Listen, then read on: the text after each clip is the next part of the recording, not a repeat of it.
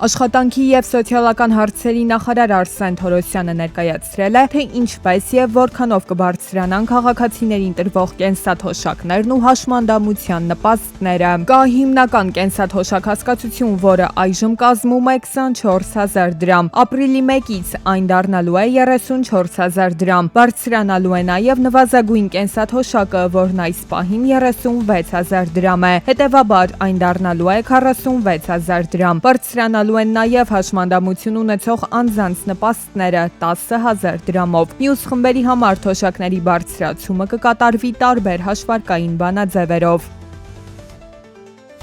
Veolia ջուր ընկերությունը մայիսի 1-ից մինչև սեպտեմբերի 16-ը ամբողջ երկրում գիշերային ժամերին անջատելու է ջրամատակարարումը։ Մասնավորապես Երևանի մի շարք վարչական շրջաններում բնակիչները ջուր չեն ունենա կես գիշերից մինչև առավոտյան ժամը 7-ը։ Հայաստանի բոլոր մարզերի տարբեր բնակավայրերում էլ կգործի 6-ժամյա գրաֆիկ։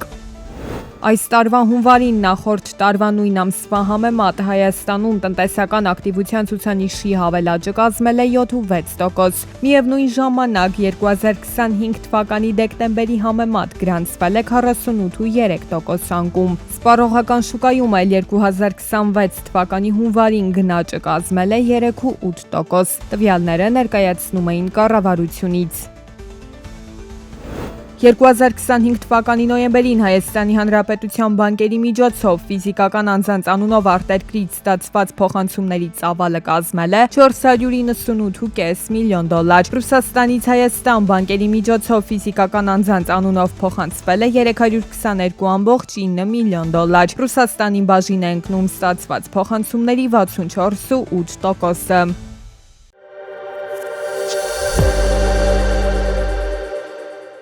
Սպիտակ տունը դիտարկում է նախաձեռնություն, որով ամերիկյան բանկերը կարող են պարտավորվել հավաքել իրենց հաճախորդների քաղաքացիության վերաբերյալ տվյալներ, թե նոր, թե արդեն գործող հաշվետերերի դեպքում։ Քայլը ներկայացվում է որպես հերթական միջոցառում ապօրինի ներգաղթի դեմ պայքարի շրջանակում։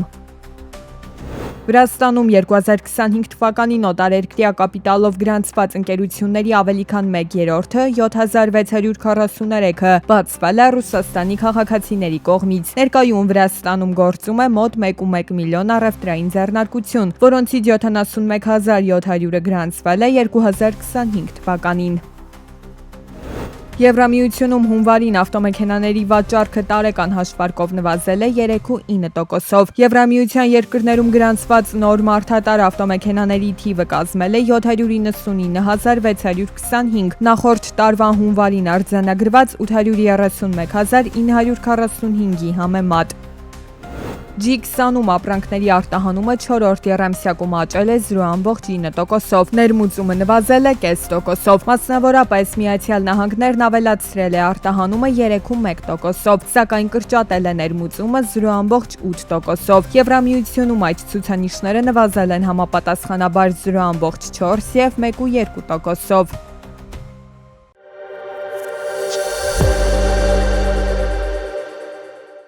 Էկոպարեկային ծառայողի կողմից կենսաբազմազանության մոնիթորինգի իրականացման գործընթացին մասնակցությունը, ինչպես նաև տեղական ինքնակառավարման մարմինների հետ համագործակցությունը կամրագրվի օրենքով։ Շրջակա միջավայրի նախարարությունն ակնկալում է այս փոփոխությամբ առավել հարթ ու արդյունավետ դարձնել էկոպարեկային ծառայության աշխատանքը։ Կենսաբազմազանության մոնիթորինգներին մասնակցելու համար էկոպարեկային ծառայության աշխատակիցները հատուկ թրեյնինգներ կանցնեն։ Մոնիթորինգներ անցկացվելու են բնության հատուկ պահպանվող տարածքներում, անտառներում ամբողջ հանրապետությունով մեկ։ Էկոպարեկային ծառայությունը կանցնի թրեյնինգներ,